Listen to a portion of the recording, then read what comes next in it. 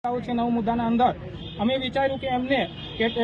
Separate એમને seat અનામત તરીકે દિવ્યાંગોની એસટી કેટેગરીમાં હોય પરંતુ અલગ તરીકે ફાળવવામાં આવે, જેથી એમના પ્રતિનિધિત્વ એ પોતે એમના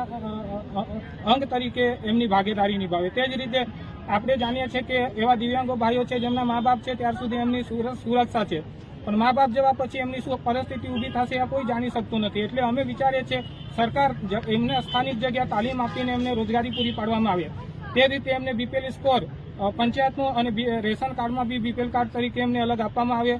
તે જ રીતે અમે જાણીએ છીએ આવાસ મકાનનું સ્થળની તપાસણી કરીને એમને આપવામાં આવે। તે જ રીતે અમે એમ બી માગીએ છીએ કે આ જેટલા દિવ્યાંગ ભાઈઓ છે ડાંગ જિલ્લાના અંદર કાણુકોપરામાં રહેતા હોય તમામની સ્થળની તપાસણી કરીને સરકાર ત્યાં સુધી પહોંચે અને એમના અનેક મુદ્દાઓનું નિવારણ કરે, કેમ કે એ લોકોને ચાલાતું નથી કે દોડાતું નથી। એના કારણે સરકાર પોતે કહેતી હોય કે અમારા જગ્યા પર આવીને એ લોકો એમના મુદ્દા મૂકે, પરંતુ કેવી રીતે આવી શકે જ્યારે એ લોકોને પોતાને ચાલી શકાતું ના હોય। અમે એ લોકોને અહીંયા સુધી લાવવા માટે કેટલી વિકટ પરિસ્થિતિ ઊભી કરીને અહીંયા લાવ્યા છે, તો અમે એ લોકોના તમામ મુદ્દાઓ સાથે